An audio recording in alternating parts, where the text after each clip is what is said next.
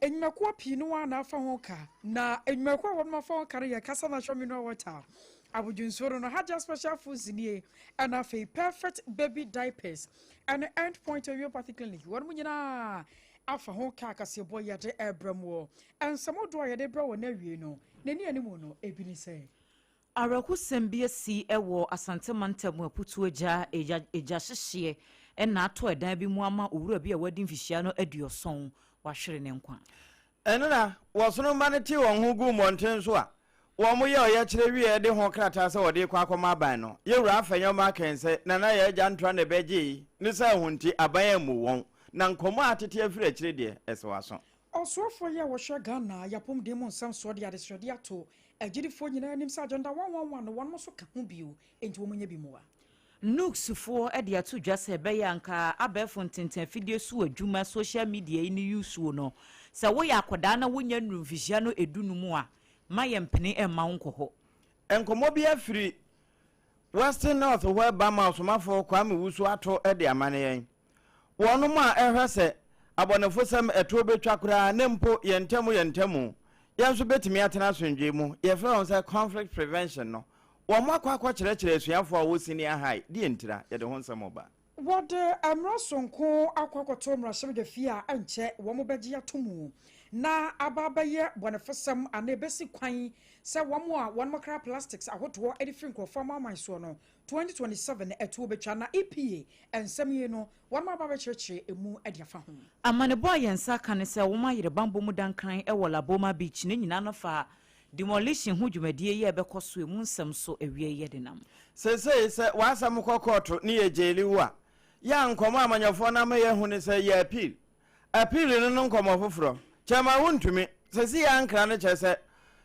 20 years no wakwa ya appeal nyame de che ya bosumi ye mu wombe kokoto ye daben ya de bo kase mu ababa wo bia kwa wi akoda ama wakire no wode ne kogina koto no koto so wonkodam emfihia me yensa bono mantemu soafo abodoma hene abaso efa adwuma sonko a waye sede be ya mpontuo bekoso ewodoma na afa bono mantemu no emu sede be na nkwanhia hodo ewo ya akwan so etuo betwa na ye beso ano no ewodi efiri eno na DVLA fo no na afa National Road Safety Authority wo mo de nkyerɛkyerɛ ne bi ama adaafo wo bono po FM ye fro mo abekɔ be man so amano no nsɛm so ye de baba so we ne nsɛm ahodo pii no wa edi candidate ana sonfo basa ya tena se de enka kyerɛ mabegu ho asew ediama wo ye ne ya ye ne mode ye hye awiabrɛ ayeme AKOSUA AGYEIWAA akode boaten mene ADWOA ASARE na afei triple A man ejapia APAM DADAA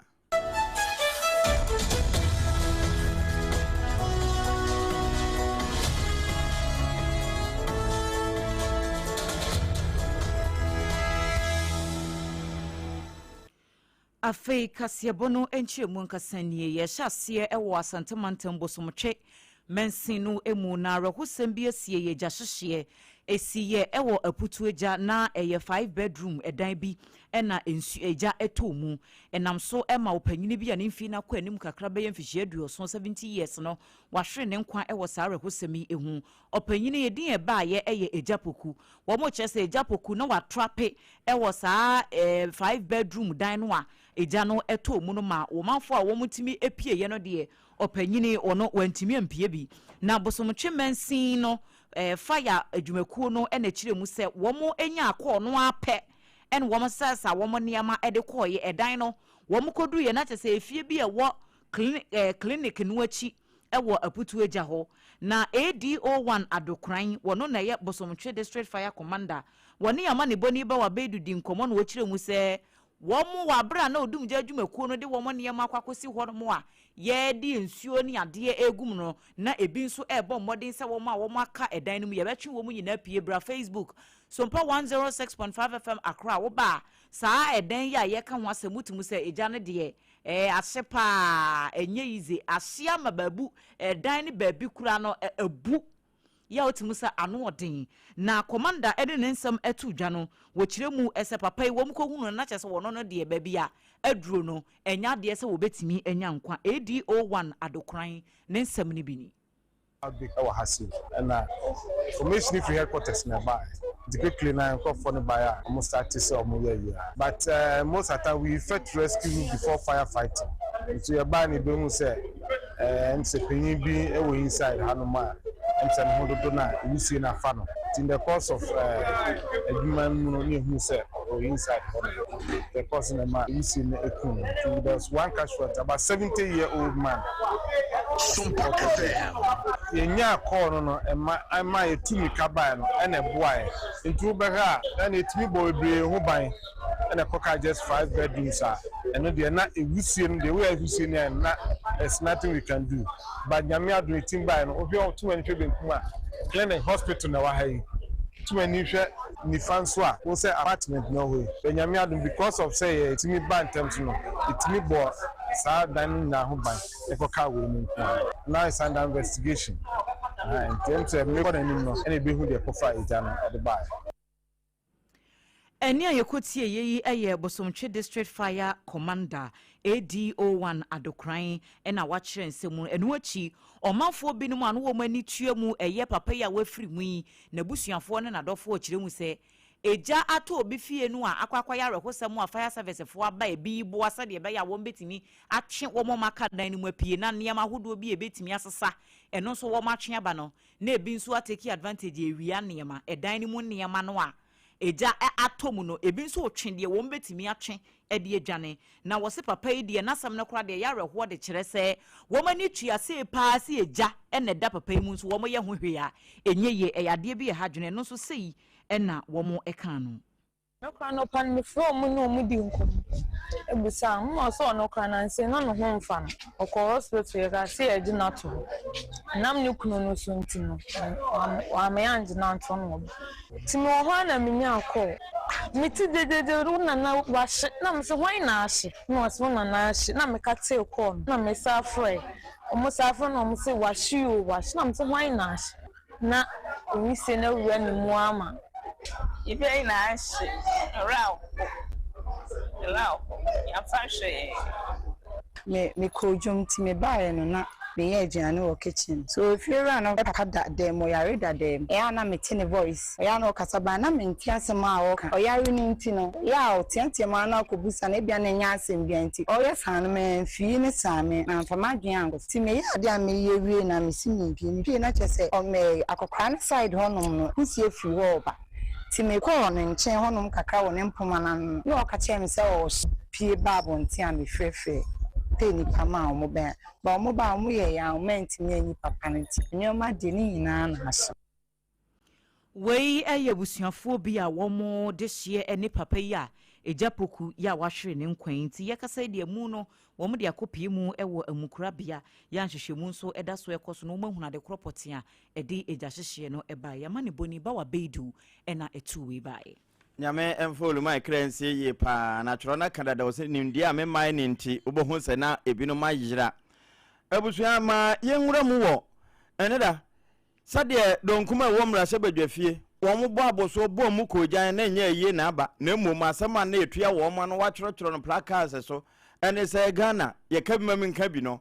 ebino mo ato ahye so ya wo mo empese ebi betimi akasa na eno no ebino kura kan ho nsam ha se bi o se Kamen kabine ya twasa so anko wo muntimi nkonko gina bonten kura se wo mo kasa enti contradiction ene ensem de ebinom toto bi ma wo mpan so wo mo antie de na amanfo aka wo mo koso koye twen dom e de wo mo kokohye na ekwawie no ana donkuma no de wo da wo mo no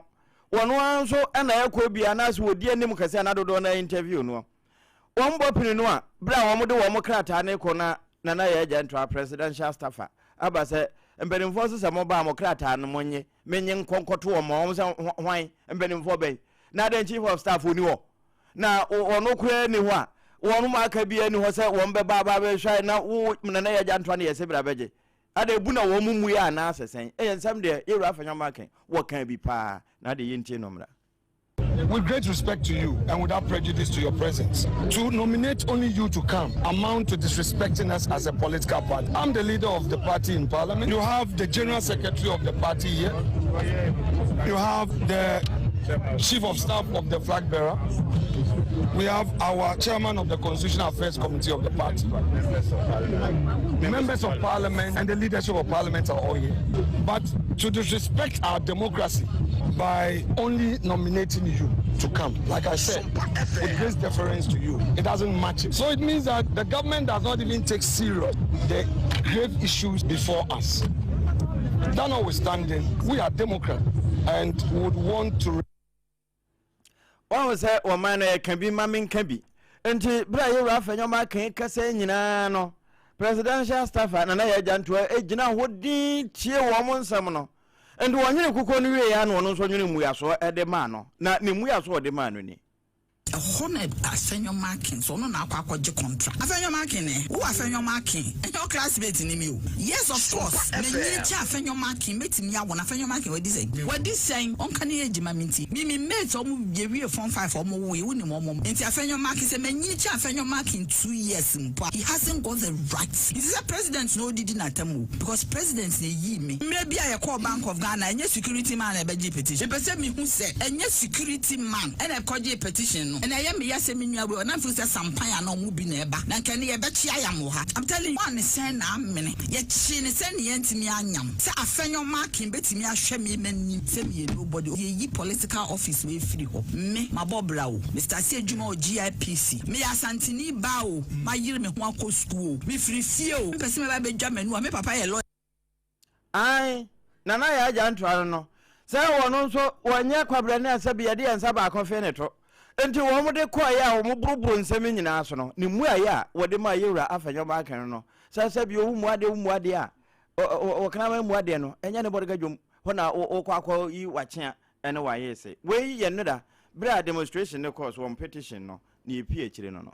After ye call upon demo and semu. Now, when your folk have not inta candle and a Ghana swafua, wash upon demo and some so open ye paid ya this ready at all. A Gidifonina and Nim Titru, and then so I would draw ya 1 magic dimby to say Roman as for Methodist, SDA, and the Ekaka Honsa da Roma. Agenda 111, they see 1 museo, said yet 1 more year be paying. Now 1 more baby schools I would draw a madish for Yamuchafa, and I Sabia would draw a son agenda 111 year. Abanda Dana Shasiana Bawe Etwasono, Woman Shasa wombe to me aye be a diabua. Nesan into 1 song so when 1 nipakuri into 1 more cotoa na Gidifonina 1 more fra woman, so will be a fan winim, not Sergeant 111, Anton Copmisa Banway, and Fraco so dear. Bear said, Makoma Quadria sent Num 35 project dear. Now by no at me at and sa at your free home. Now a penny pay and then some truffle aiding command our children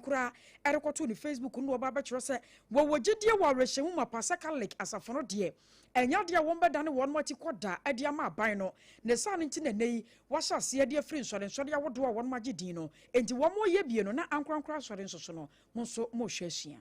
The Catholic bishops are major stakeholders in the health sector. If you go to every region, you find 1 or 2 facilities that belong to the Catholic Church. So they are under a group we call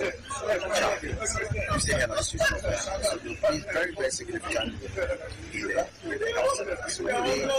I took the opportunity to come to tell them government policy, discuss, and take their input on board to the healthcare development in the country. So I took my time to take them through all the policies from the free balance of to national health insurance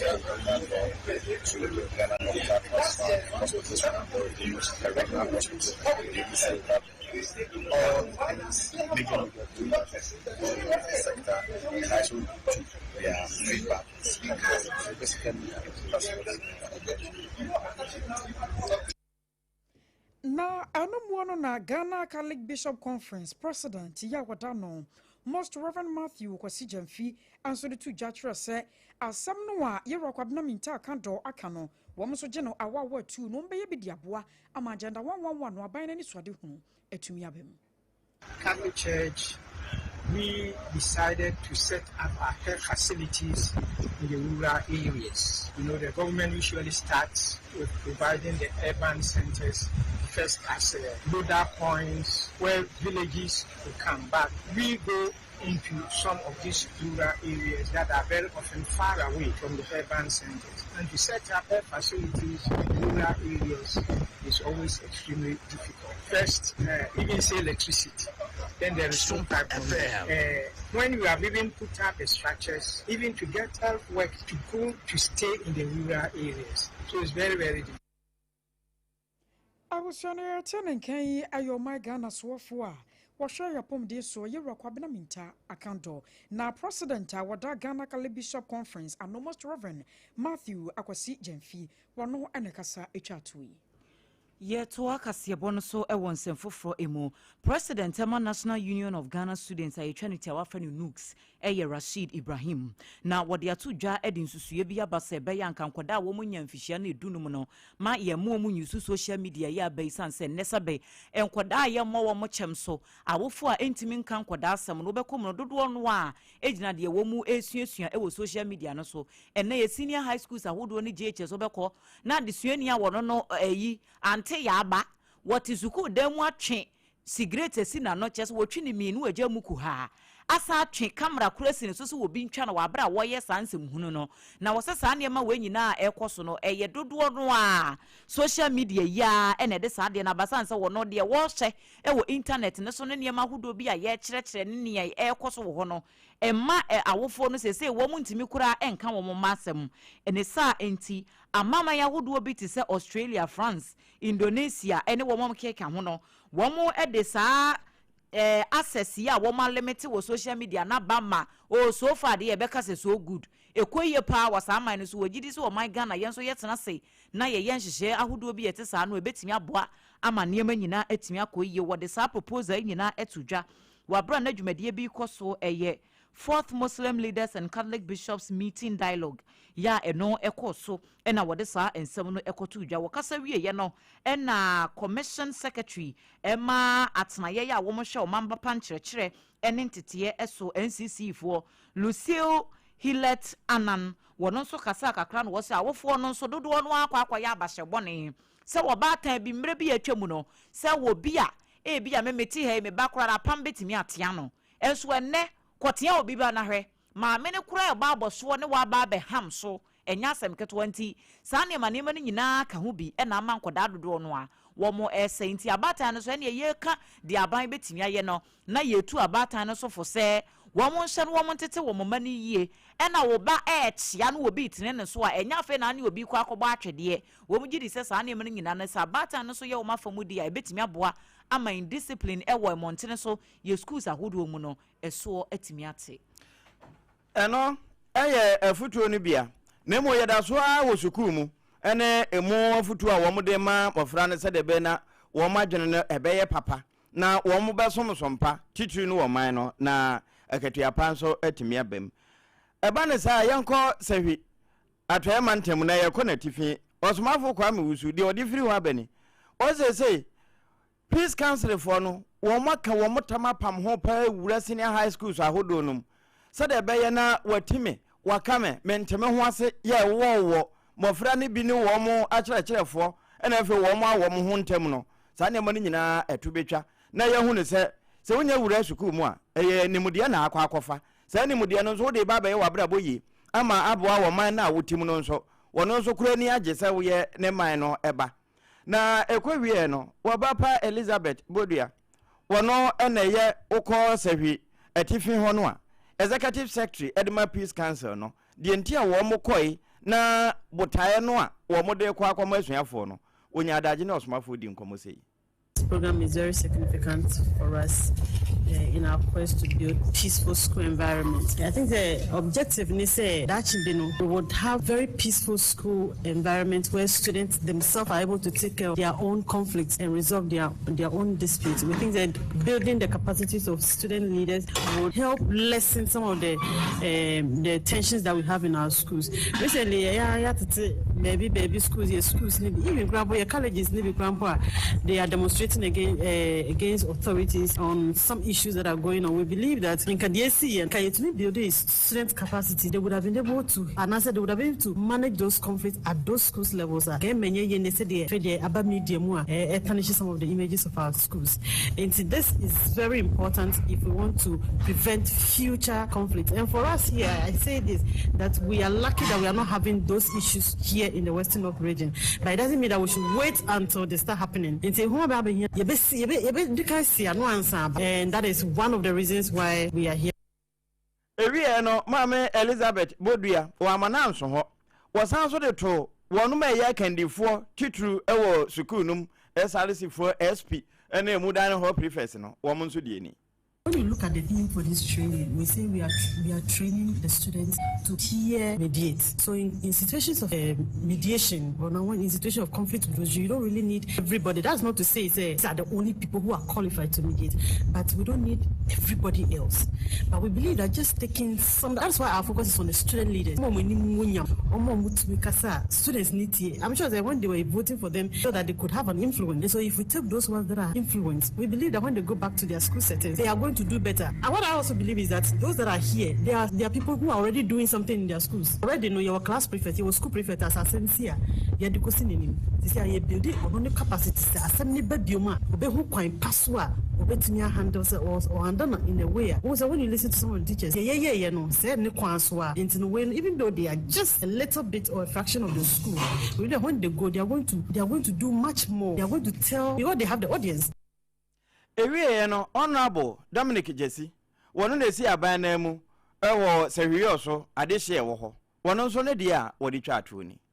Please can say if you could do us this favor by organizing such programs for at various levels, talk of the assembly members, MDCs, and more especially, so that we also have a comprehension or standing on all these issues we could deal with conflict in our society. Because conflict, whether we like it or yes, it is with us. Since we accept the fact that we are not the same people, these things are there and they are bound to happen. But how we tackle, how we approach, how we deal with it is the problem. So I also like to add my voice. Some of the times when we hear the side of the story, we jump into conclusion. Something that we must be very careful about. So they say that hear other side, or the other part, and that's the Latin part of it. To always hear the other side. Don't just listen to one side, draw a hasty conclusion. Listen to both sides, time, reflect. If you think that is above you, report to the higher authority for them to handle. Now that we don't pass judgment, that will also aggravate the already Western situation. So I just want to add my voice over there.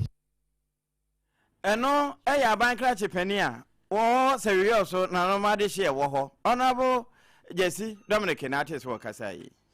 And I what the Aqua PM from Russia, the Fia, Waya Mrakate, the Ababata, who said, Yamea Domua, January 2027. Woman Makwai, Emma, Diabia, ya plastic biano, Emma, me PM, or my gun, which I said, ye didn't you new Google more night ton or 110. Now, Anam Swama, Deputy Chief Executive Officer in charge of operations at the Environmental Protection Authority, EPA, Professor Michael Adongo at the Adesradia, Atuman Penny, Enim, Enem Rasuri Force, and any Yatano, one Monshana face, Shano, yen to me a mania jume yetitru, and as our plastic legislation, Drako Piemo Rasuri Fino, was a yempe dibini and fantoso, Sunny Beya Yagia to Mu and Yons at the Yagia to Muno, a dear Edasuniana, a Tumia Bois, and my was a shano, yet to me Ashamukina, na Ejinan and Nasu ye papa, a bro professor, a ya Adongo, what does some no air to Jano, saying an some no or can defy.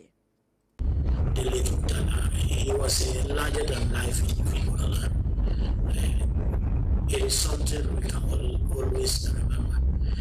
One of the things I would like to say openly as a friend, I feel that we need to project his values and his goals. He was somebody who was very passionate about our plastic problem. So one of the things he did was he forcefully put me into the INC, the Intergovernmental Negotiation team that was working at the UN to bring about some legislation on controlling plastics. Domestically, he was at the forefront of it. And I would want to request and make a direct appeal to His Excellency and to everybody that matter that if we finally make that legislation on plastics in Ghana, I would want to suggest that we name that legislation after the late Dr. Mutala Mohammed. Natural sir, I don't know where I am. Pani Papa de Chua. One show operation so I will EPA one more catch and say, Kuma be ya wadi chat to no I say, Sabe or no cramp no aquatom rashabe fears a cobasi the D at tour and ka yamfanto.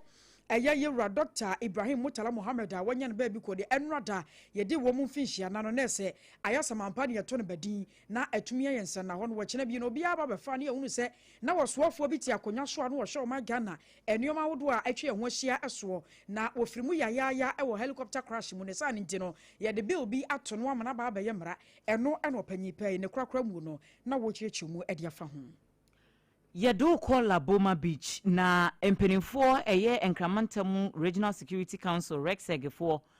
ya Linda Oklu honorable eda no womo eye nhihye se womo eba bedwidwiri empatadan ne adan ne niema hudo bi a NCC baby esese esie womo bedwira gu se de ebe ya ekwan mu beda ho ena no ye nyina ye nim atoyenkyem a eto oman tichupa enkramantam ha juni da na eto so adunu nkron na womo de sa nhihye ebetu dwane ye sinkrofo bia o madwene se demolition womba be stopo ena obi nso ya na adwene se wono wompene emma task force o se ho amu aye de womba be sa project no womo ne womba twia yampa enya asem ketwa enu nti anopai ye nya ne ntie se ye de bambofo dompem ena yabo womo ewo Laboma Beach ne important wo se de be ya wo betimi anenam hono mo a na wo ma hwese demolition exercise na ebe koso no obi ya se bi obi ma medin sem hu bi e wase enti wo hwe pictures ye etwagu we Facebook no ati se nye ize police fo ne wo mo keka ho task force fo yi e na ya so mo ye de wo magu ahyen mu ene mu akade ne ade ene ye de akwakogu ho no ma ye hwe anim se bibia betimi akonti free sabre ya ekosi hot bite so de na ya hunu sini awieye na ya hunu se ne neme kosa mpampa dwumadie ne ba so sen na niema esifati ne mum resagefo akire mu se ade we ne enya ade a wo mode ba ba ya amanyosem se bia de ne container si ha na de ne dan si ha no wo NDC ni ana wo MPP ni ba bia si ne enya ebebu egu enti wo mafo nyina nhye ne so na okire bi no wo mo amfa ya ma Melinda okura nkwanko gina ba bi sa ade mu yeso wo ba ye kura demolition nkwa no wo ye esunso esu eto ayira na eyi fa yin enti adwuma na sa dan na ye dwirigu ebu okura ye bedwirigu adebres no afe no na aka ye mesesa na no so kwakọ ye oha hofo na so wo mo de ato dwa se we de wo mbehwe no wo ma ye ni ye wi adwuma ne kora enti ye hwe anim se dwumadie no ebetimi akoso yie. Chairman Bernard Nchibuosi akon dodo na abọ mrane se chairman wuntumi titinare di ma wo sona manyoko ya no wa santimantem wa sabre wo ne duafi a mfinhia duonu wo gusu twa na eno na bosome ne da na etoso enum wono mo che se kasa bebrebe na sono ma ne kasa na free chema wuntumi ne ho ahwan na wo mo de ne na ekoto da ho abobo eno enko ba bia sebi enu lo yakura no ne musefum na kampesa akwakoda docket ne so ne se hunti wo mo obribi ya the friend say appeal si wo so na se wo mkosi wo ho so so wo se ampa chama wuntumi wodi bi ma enya kasa ne no na bosome ne da etoso num wo mo keka wontiri pam ho na wo mo twotwo ho nsem nyina de kokko se ampa wo mo de hu ne se chairman woni fo wodi bem na kwan a wo mo fa so jeli no no na ya amanyose mu na wo mo pese wo mo de papa ne tum enti wo mo pese wo mo ko appeal e wo mo so kwan da fam enti nyame de chen ya womo enya adaje tena se hwehwe emra no mu ano se de motion ne tie no ene ne nhyehyɛ procedure no act 1960 act 30 ho no na no edom ema ho kwan ebio section 33 clause 1 na no nso ekapa ena afi act 1993 clause 49459 no eno nso ema ho kwan amra kora ta akiri se wombetimi akọ appeal na sa appeal na wo matworo ho nsem nyina masesei director ya wodansa one mediation security prison no wo mamane bi sa na yewura attorney general so wo matworo bi akọ akoto ne pono so se wono nso mefa hwem nemom nyame de chen ya wo mo hwe animu se bosumi ne da etoso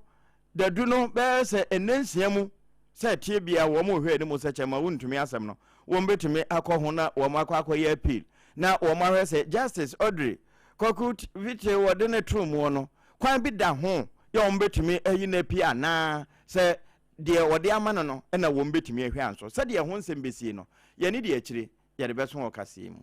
Yagusuada ejina court on sansemu na akpando circuit court no akọ asetena mu wahye ababa wo bia wonye mfinhia na duasa ba ko Stella amadome se won konkoda da bamprochi mfinhia no miensa na ebone a wo nyina no yese akoda ya wonya abosome nwotwe ene wo wi akoda no ankode ne dwane na asasem nyina siye e wo flamantamu eyakpando edwom won mu kire mu ana se akoda no maame wonya mfinhia na duonu ba ko ne di ene Gloria Jagbe na Gloria yi ana wone maame ye friend Stella nyina wo mu ye adwuma e wo kwando odwom ya wo mu nyina atebia ye faako na maame no kita akoda wonya mfinhia no eya abosome nwotwe ana wode akoda no egya no eye wosana abusumi mu a eno ne gya ne se won so akoda yi mu ma no na wo kono akwa ade bi ato aba e wo dwom won mo no wo ba abagye ne ba no se wo kono ana maame na fa no adwen dada wo ko eno ba yi a ababa we friends Stella ye wonya mfinhia na duasa ba ku wonte ho wo chini dwane fa ba bi ye poye tifi atoye ne anafo enya de ohunu no e de confirmation center so se bia na wakwa akwadwonso sabio na wakwa akogya akoda na to atwene ba bi nti wakwa akohwe no ne nyina da hwebuada eno nam so ma ade chen ya apɛ no ma so ne aposifo nkyɛn sɛ ne aposifo nye ne wai na wɔde ne ba akoda ya wonya abosome no nwɔtwe agya ababa wa ye Francis Stella yi ya wo mu nyina ate dwom ba ko e wakpando wahwehwe ne kyira kwan ba bia wo mu hunu nti aposifo nso de kyire ema won mo pa kyira kwan so mo kwa akohwe no won mo koye a wano ene kwa mikurom otimantamu enu nkoko hu akodare ne maame nyina wo mo ko hu no toto na no obisa no no ba bekyerem sɛ aye no kwasem sɛ akoda no wofa no na emomuo eye won wankasa na kodonku ya won ne tie ne sɛ ne boyfriend e ma no sa adwene no so won fa akoda no nwane ebra maame de akoda no begya no no enti won amum de no onya na adwene so de akoda no begya na emom adwene no wane mpana de ma no ɛna won so di so ana nko pɛ so de akoda no edwane ye kasa sɛm no kopie mu opando circuit court a ababa won gye tu mu sa no kwa sanke wo de akoda no edwane na emom ne mpana ene sha ne kutu pana nko ne dwane no anam so ama court so won konkodam emfinhia na miensa wonya mponkodwuma fanka wo kyena piem wo firi mu fiore ba ya de hwea de nemom ne mpana no de se ye kasa yi anya de aposifo ensa ka no ya wo mguso da epe ne kyera kwan na aka wo bi ama akoda no a wonya abosome no wotwe no won mabanan ama batan ne nsa aka na de ya won mabɔ no kokɔ se won hwɛ na wode akoda na ma wo bia nipa wode ne ba ma no won hwɛ se nipa no wonim na se ya wo kyena bie no se akoda no yera wobehun ne kyera kwan na wakwa akohwehwɛ no Premto breka sie bosuni e SOMPA 106.5 FM Accra so ye call ensefofro emu bono mantemu soafo eye onmunyamfo Joseph Adai Akwaboa lawyer na wode atu dwa we ne yabasobode a woka ede ama Doma Traditional Council panyinipa woda wo mo ano eye Regional House of Chiefs nso wono ene president osagefo osiade ye Dr. German Bedu a otosomie no se opanyini wabo adwuma pa wodoma manmu ama bono ene ne mantem omanfo wo ho nyina no obia bedi hu adanse se kampuntu nnwuma o enya asem ketwa wo mo hyase e wodoma hinkro town rules no wo ma ya ye bia siesie kwan no sanse mre bi atwam no se de na kwan ne te no na enye kora eba enwuma nso ebetimi ama emabunu ne wo mo wo potem ho wo manya bia ye no eno nso sara e na AKOSUA afi o manfo asetene mu nsem ena no se wo mo sign ba bebo DVL fo wo mo office complex ba ko wo mo de aso ebe bo fom se wo mo ba be CB e wo ho ne nyina eye doma hene nsa no adwuma ne bi enti wogidi pa so opanyini kase yi wo se fata se amansan nyina ete de wo ye no mfidie na okofa baaye no yemia no de nanso mahu se be de oye akwan no bi senia timamufo be ho betobe ye dase se woniema wo ye nyina wo ye eboa aban no senia abonofo domafo be ho betobe nti ye be srew se obetoa so no waye na danya yesi senia wa begye askufu ya asase kakra e de ama DVA fuyi wadawroma ye de be hye nanamonsa se mo be supervise senior dane yebetimi asine ten na ha ayefefefe achina bi se ye ko register ka ye nyaba bi e de akọ menensa sa dwumade yi e be serve Doma West Doma Central Doma East me ye sure se democrat betima free ahafo ba be register be ka no wo ha ene ya yekotie yeyi ayebono mantemu swafo onumunyamfo Joseph Adai Akwaboa na wakasa wiye no Doma Central Mensin Krache onumunyamfo Dominic Adomame yanso edibita ato se de ono abo ka ne de ne kwa so ano no se osagefo osiade Dr. Jimambedu a otoso mienu ye kasa ye kan nyuma a waya ye nsore kase eboy so wo se na nsem kura wo mo ye clean up exercise bi se de ne kuro no mia me ya hodo bi ne nheda enya akono nya homka na nakro ya ne di yanim na chese wo bo aboso bo abo ne ma no se de bi yentimi ntina fimu e ma wo mu siesie kuro no kama ne uro mu e wodo ma otimu se eniema ko yankasa dc nso sei ene wo kan no asasi ya penokre na edin kakra vise na asasi anana no Muhammad Awuro modika twama eye Doma Secondary School for na so ya prince wa no asasi for the nurse form e ma ampa ene yenya dan fefe ya o msa fe ne dia so go phone de na so ba bia dan na dura e kire se na enchi bia ye bi wi anesa enchi na asasi for da wase dodo wa ya de so consulta ye chi de bia da o me hu se ye ka se ahensem ene amanyo sema na nya tamfo be mianum inu a be bo be ho se be ya ye kuri be tumpon eni yebo osajifo abaso na nyewe kwa so yehwa prapra dwuma osajifo ye de boa ama me kura nko wo hinhane na no ya wo se pram kwane osajifo na de ni twidi ezisu a o twa so mana to so kama se yamfa se bo kese e mai so emergency sane osajifo se government pe ni bo se obeboa no na ena bani bia bo kundwa so obaye de yenko ano na be se koso na tuyefo na taye ti se be ya de bitimi akoso na ikuri atumbo Doma Central DC Odumonyamfo Dominic Adomame yawo ena wote se wokasa na yamani boni kwaku mensa abrampa ena di we bai de bia me ka cho se kase na ya wutie ne dumienu sa no enyanyom na so sompa na de be ma sa abusua na ye wura buni ma yenko na po yefam se de wo mo ka akwan ho nsemu ena ehu asiesie no sa na National Road Safety Authority mpenimfo no nso de afutu amadrafo ene ahyen wurafo se abane ye na afamu de asiesie akwan no se de be ne emu betumi ada ho na motumi akwa aba munso munsiesie mu ahyen no na sa afutu yi wode ma ebra na wono mabodwa ne wo mu a etwie ne wo mu a afuru bie kura ne wono nso de won sika ato ya na nsentwerofo ka ho no na sompa techiman wo mu nso ko bie na atamu ene kwadwo su bafo no mkoye no nkoma a wo mudi firi ho baaye no yewura Bismarck adu sei ne nsem ni anope meka bibia fa maintenance culture ho se eyeka se eye moto yeka se maintenance culture ni kasafa se fidie na wudi di wadwuma no abre nyina no test ahodo sen na oye wo oka na se o moto no ho obi a owo strong maintenance culture no e prevent nyoma bebre ata da wona mkwa na so abon se ke bi ko na akwase esikwem eye sa nyoma ni nyina na ko fa de ba se eye ade se anka wo betu ka na kwa no oye check oye trade inspections ne sa nyoma na ankubon se kai e wo fault dia eti sei eno nkoda nchen no obi a wo ye maintenance culture o taking it serious no e you feel cost ahodo bebre ho because ade na eshase kitu heavy but ubu eni gusu a ube hono na afi akoye problem kese na ohia ska kese amsa no akoye servicing it is from time to time no so the car na ma e wo check you brake or tire or light te bi wo we na mkwa so kra no indicators no enye adwuma indi so branch akwa left a ube hu an say wa branch anasa afi na oyi ne nsa uti anye ya no bi e de akwa akobum sa nyo mani nyina no emboa e wo ya kwa ne wakan wewie no wose de ebe de wode maka wurafo enafe adrabafo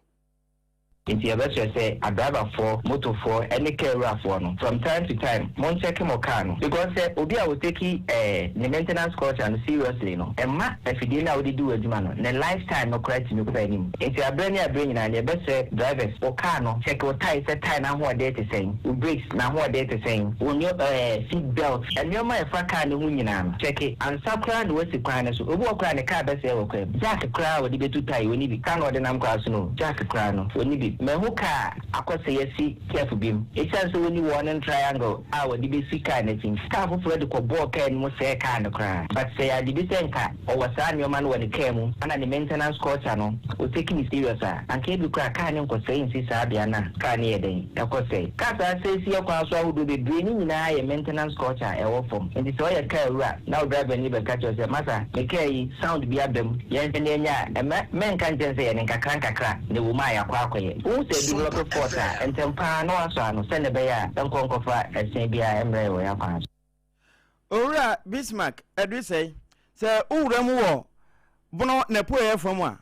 National Road Safety Authority wono enetua wo ma no say regional manager na futu ode ma ka urafo ene adrafo obono na po ye fam a ataje mfu asompa techman wo mo de to aye mbini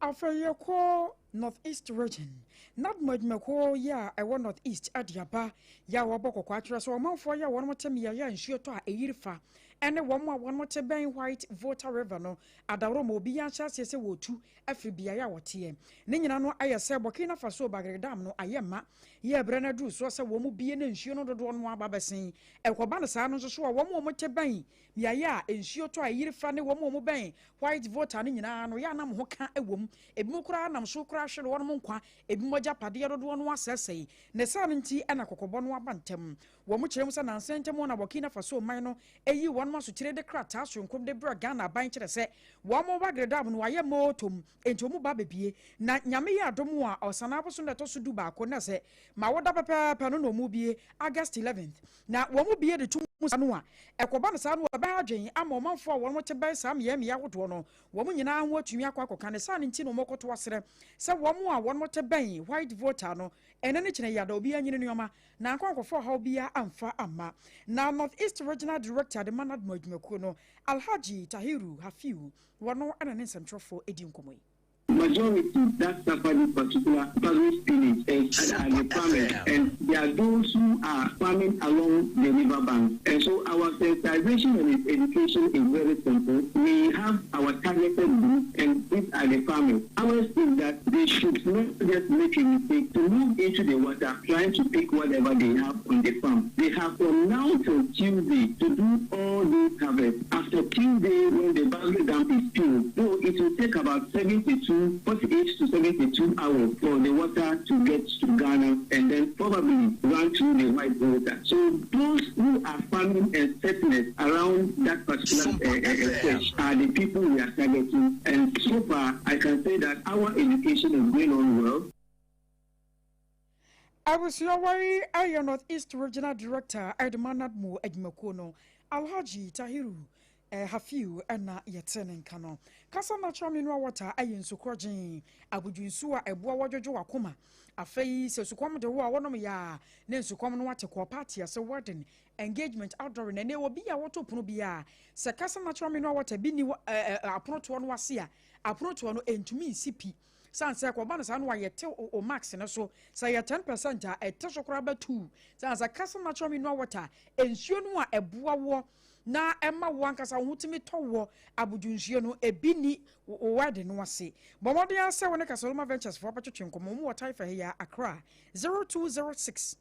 469430 0206 469430 Haji Special Foods ni fufuo na wo pe tioza fi ana wachi jollof fried rice konkonte apeprensa ne nyina Haji ansa no adwuma ne bia esofom wo na epai aduane nie aduane na wodi abesan so de bie mese se wo kwa Haji anche na atena se wodi dia wuti anye ya wusika eso wo nyina de bedi disanse aduane no ede nkasa na esofom so na epai aduane we na obi topono a wo chada be oda na wode akwache wo mpewe na apade wo se Facebook or Twitter or Instagram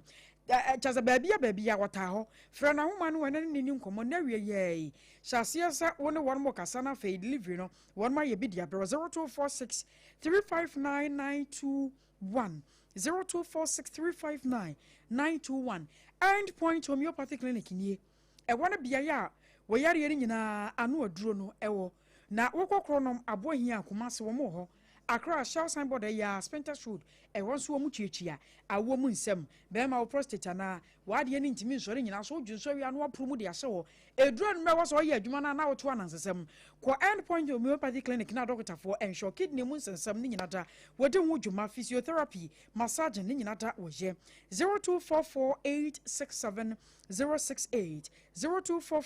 0244867068 abata ye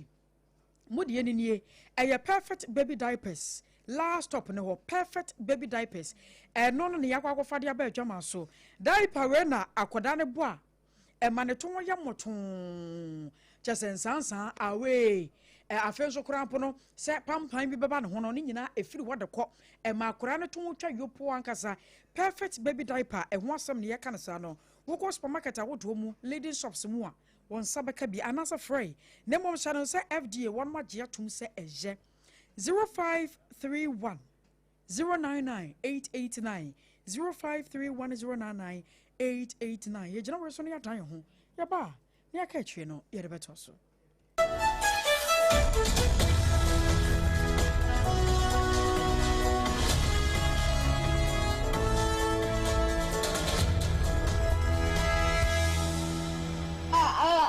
kwa Jesu why no Mr. Bremwa ayamio na adana kwadani susa yam se kom na di no ene se wasu a Mr. Mfa na mame akwadana da dwunso mu sa no hwe ne court ne mu krafo wo de mame nyini diaper no diaper no kra de masisa me hu ne amenyempu Aya diaper na hwe diaper fufura abadwa so perfect baby diaper make na asemi e chinsu ankasa emu ya moton na ade bo akwada na ensansa bia enwu no perfect baby diaper make ye ne Ghana ha ye na ebua Ghana nkwada nso ankasa ono kwa na wokwa me ko perfect baby diaper si bia to sisi na akwada na Fred 0531099889 and 0303957965 FDA aji edwade nkrato yi atum.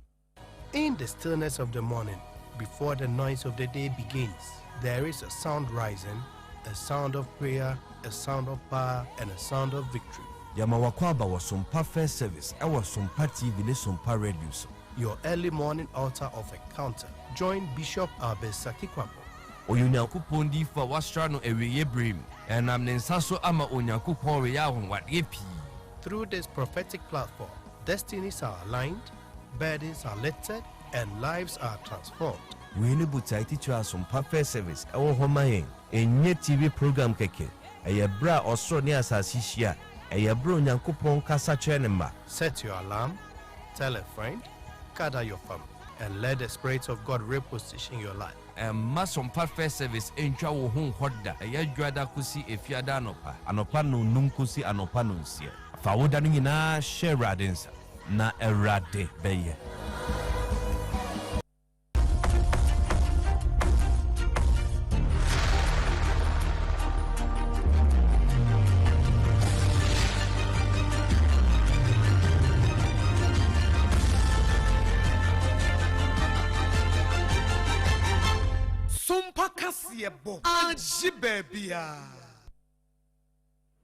Aji baby ampa abusuan ye kwa kowie kasebo no ewo obi man so Senegal man ni mu na ye ko na court ewo ho no wo mo akire TikTok influencers yi miensa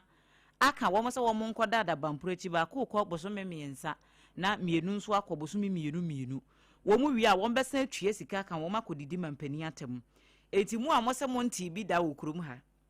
se Ghana ha denti ne yesi free speech no ye pese ye criminalize no ne bi na esi wo Senegal man ni mu no ene ebi nso kire se da bi na Senegal fo no wo mo ye hwamo a ebi a bibi esi wo ho nti ese ye so Ghana fo ye justify ye de say ai Senegal fo kro ebi na esie yi etimu a mo kasa wo Ghana ha na mo nkama no ntum enti opinions no aye divided na wo mu kire mu ese sa nkrofo me yensan wo mu nyina ye mema wo mo ye adwuma wo online communication channel bi e friend of Final Digital eho ena wo mo ye adwuma we na e ka me kwa se wo mo ya ye nsem kyerofo anesa ena wo mo se wo mo de content bi aba be kan sama huduo bi FA eno no ekode ama Senegal fo se mu ye aware se wo mo prime minister na ya ho na tiko ama sesi a wanya prime minister bi mu Usman Sonko sesi a wakwa akote wo no ane party ya wo ba bedi anim enti president Basiru Diomaye Faye sesi a wone ne prime minister no wo mo nya adwuma bi no wo mo kire se sa ankrofo miensen kokasa in favor of papa ya wate ne ho Usman Sonko yi ena wo mo keka ansem bi a kyese nsem fatafa president Basiru Diomaye Faye ho ene nya asem keto wo mo so pa ne pa enti sa ankrofo yi wo mo se da bi krom ha de ye mpene masa ne ma ne nkoso nti Mandumbe Diop ya dodo no afre no Laminu Daru wono ne di kan wono ne de na 3 months no na kyese gang leader no wono no ena wo mo di ho no minipa mienu na e ka ne ho no so Magai Diao ya dodo no afre no Ustaz Tiep we wono ne di kan ena de otwato no ye Mustafa Indiaye enti ye kasa yi sankrofo miensen Facebook so ena wo mkotana ya wo ye esa adwuma no enti ya ka wo mo se wo nkonkoda mu baako e ko 3 months na mienu nso akọ 2 months wo mu wi a na wo masan atua 500,000 sefa yeah no they call dollars when number $800 wo matua se fine e de aka ho enti eno ene ensem ahodo a e free Senegal man no mu eba ya dan ye kire e de ama atiefo eno so ne yegina na ye de awia premto brekase ebo no asi e wo SOMPA 106.5 FM Accra na ebi nso e fa ya affiliate ahodo Ghana ha ne amonone Adamfo pa radio e wo Paris France wo so fa bi e wo honom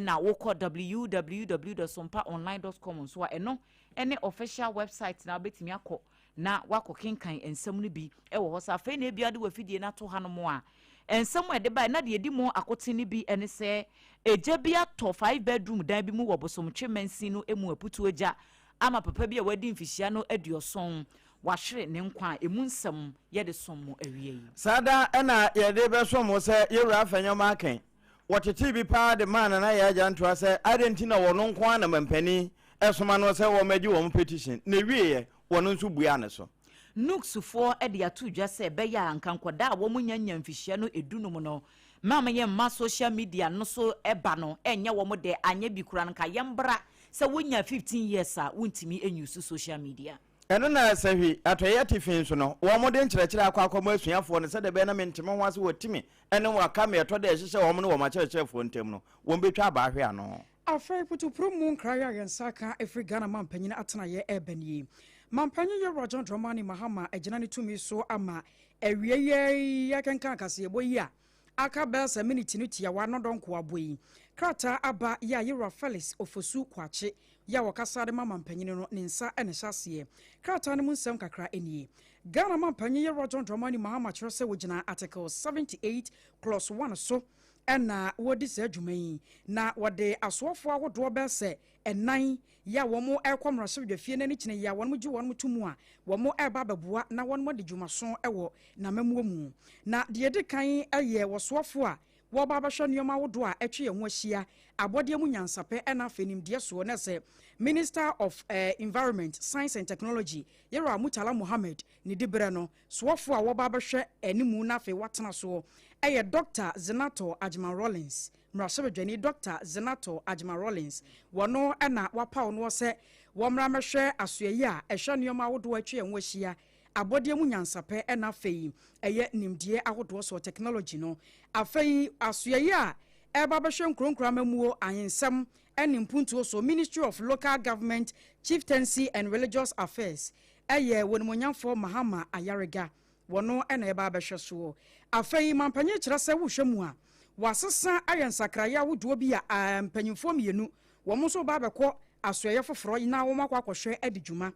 Ministry of Defense biaya na ya hwɛ ani mu kwan si ebenya soafo amana ba bɛhwɛ so nipa pii no a akyɛ ho asɛm a ɛbra mpanyimfo nwɔtwe wɔn mu firi muo na yɛpɛ obi ama na sia na amuo no Yewura Kenneth Gilbert Agyei Yewura Kenneth Gilbert Agyei wono ana Yewura Omane Boama ni dibre no wokɔ akɔhwɛ na waye bi ediaboa afei asoye a ɛhwɛ yensase ene enuoma odmanko ade adom yeso yensu ansu ahodo nyina no Ministry of Works, Housing and Water Resources Yewura Ahmed Ibrahim wono ena ekɔ akɔhwɛ na wadi dwumanti Yewura Ahmed Ibrahim no wona na ehwɛ Chieftaincy and Religious Affairs any Local Government Ministry wono say we free sa ministry wono eba eye Ministry of Works and Housing Water Resources wono wo kwa akɔhwɛ na Yewura Defense Minister so no asoye no Yewura Kenneth Gilbert Agyei wono so akosa asoye ho na wakɔ akɔye bi ede aboa enti sei ena Ghana mampanyi Yewura John Dramani Mahama ne nhyehyɛ no wasibi ayɛ no ede afa na mo eno ano no na kyese nneoma nyina atumi akɔye abusuafo so ena yegina na afei Ghana mampanyi Yewura John Dramani Mahama ne resafo no awayɛ no yɛde esie kwantinti bia no ya na kowie ɛwɔ aboboa no asomfo basa